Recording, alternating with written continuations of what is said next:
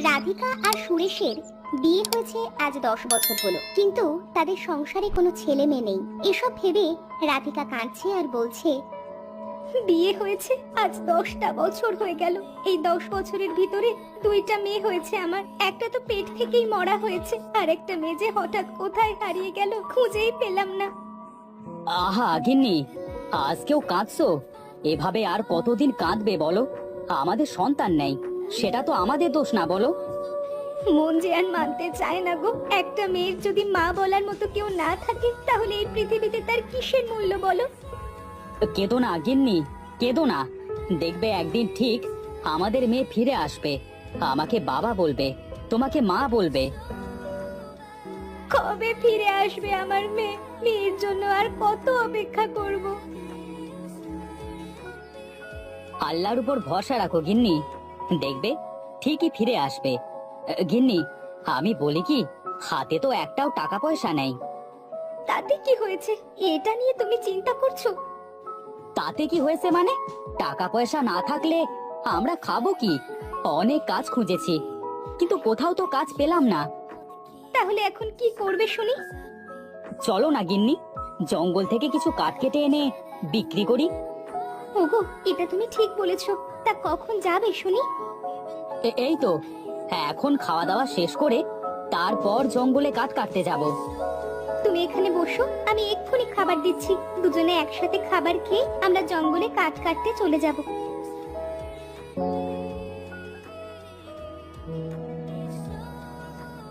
এটা বলে রাধিকা ঘর থেকে খাবার নিয়ে আসে।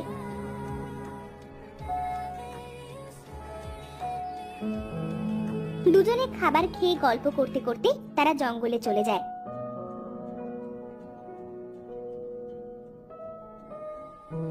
জঙ্গলে তো চলে এলাম, এখন কি কাঠ কাটবে শুনি?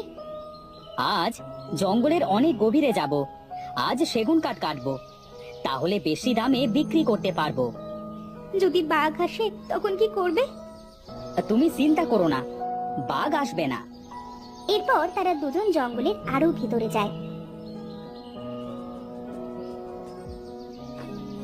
গিন্নি, ওই দেখো একটা সেগুন গাছ, তুমি এখানে বসো, আমি কাঠ কাটি। ঠিক আছে, যাও।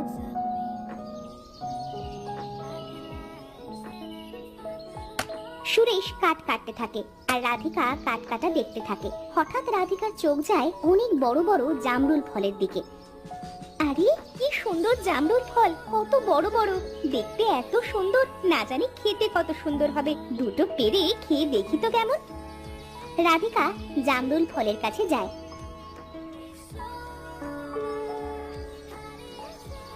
আর ফলগুলো পেরে খেতে থাকে।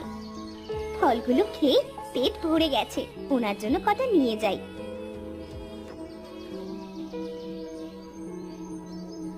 রাধিকা ফল নিয়ে ফিরে আসার সময় তার পায়ে কিছু একটা বাঁধে।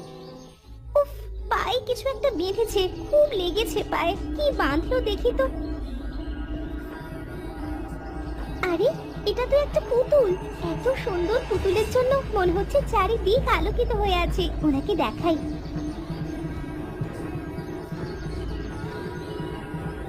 রাধিকা সুরেশের কাছে গিয়ে বলে, ওগো, এই দেখো, আমি এই পুতুলটা পেয়েছি। কত সুন্দর পুতুলটা, দেখো।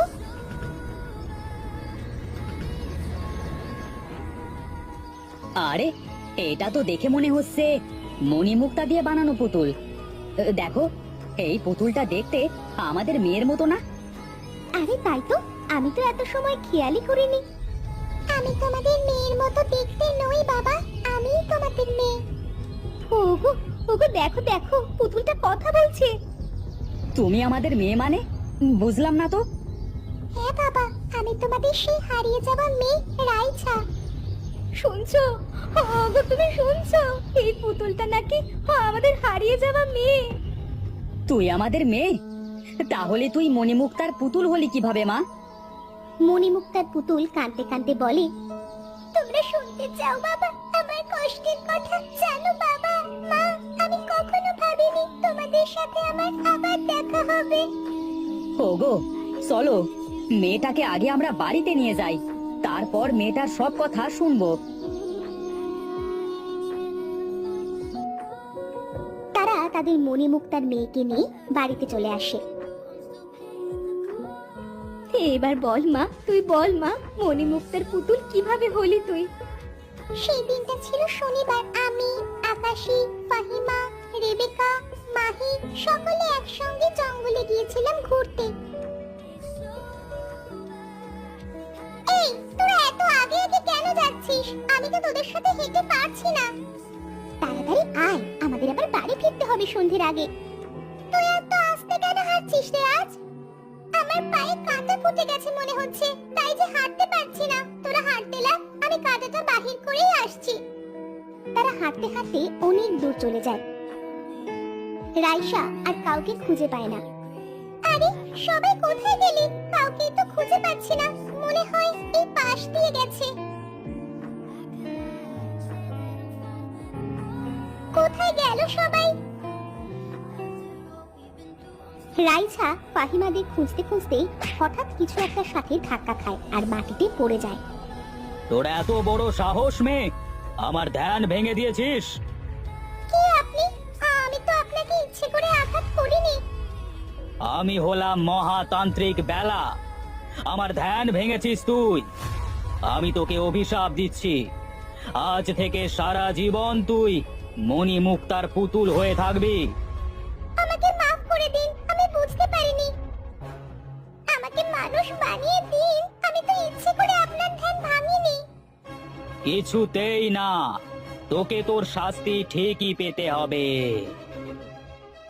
সেই থেকে আমি পুতুল হয়ে জঙ্গলে সেখানে পড়ে আছি।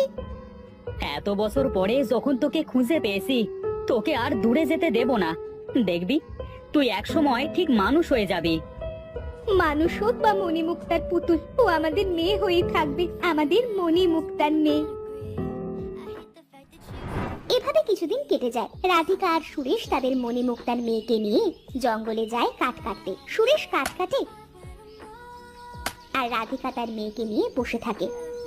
তুই যদি আজ মানুষ থাকতি তাহলে কতই না ভালো হতো রে। তোর এভাবে থাকতে অনেক কষ্ট হয়, তাই না রে মা? আগে কষ্ট হতো মা, কিন্তু এখন আর কষ্ট হয় না। এখন কষ্ট হয় না কেন রে মা? কারণ এখন আমি তো তোমাদের কাছে আছি। তোমাকে আর বাবাকে ছাড়া থাকতে আমার খুব কষ্ট হতো মা। হে আল্লাহ, তুমি আমার মেয়েটাকে ভালো করে দাও। মণিমুক্তার মেয়েকে দেখলে যে আমার বুকটা ফেটে যাচ্ছে। রাধিকার কান্না শুনে সেখানে সেই তান্ত্রিক এসে হাজির হয়। মা, কেঁদো না, চুপ করো চুপ করো। ওই দেখো, সেই তান্ত্রিকটা এসেছে, না জানি তোমাকেও কি করে। ভয় পেও না মণিমুক্তার মেয়ে, আমি তোমার মাকে কিচ্ছু করব না। তোমার মায়ের কান্না আমি সহ্য করতে না পেরে এখানে এসেছি। তান্ত্রিক বাবা, আপনি আমার মেয়েকে ভালো করে দিন। আমার মেয়েটা ভুল করে আপনাকে ধাক্কা দিয়ে ফেলেছিল। ঠিক আছে, আমি তোর জন্যই তোর মণিমুক্তার মেয়েকে আবার মানুষ রূপে ফিরিয়ে দিচ্ছি।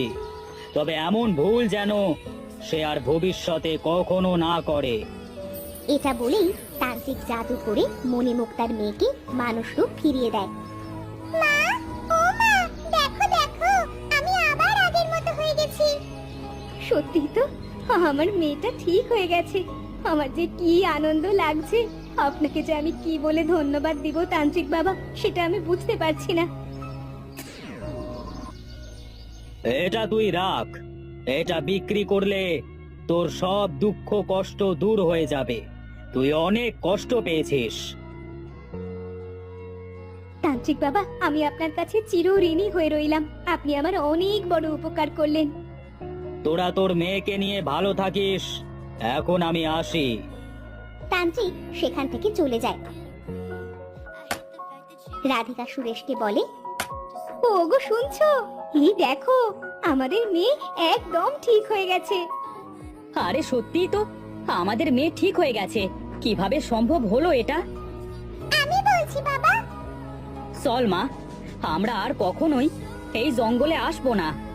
তুমি ঠিক বলেছো। এই দেখো, তান্ত্রিক বাবা আমাকে এই হারটা উপহার দিয়েছে। এটা বিক্রি করে তুমি ব্যবসা শুরু করো। আমরা আর কখনোই জঙ্গলে আসবো না। সুরেশ রাধিকার কথা মতো হীরার হাটটি বিক্রি করে ব্যবসা শুরু করে। তারা তাদের মণিমুক্তার মেয়েকে নিয়ে অনেক সুখে সংসার করতে থাকে। তারা রাইছাকে কোথাও যেতে দেয় না, সব সময় চোখে চোখে রাখে। আবার যদি কখনো কোনো বিপদ হয় এই ভয়ে।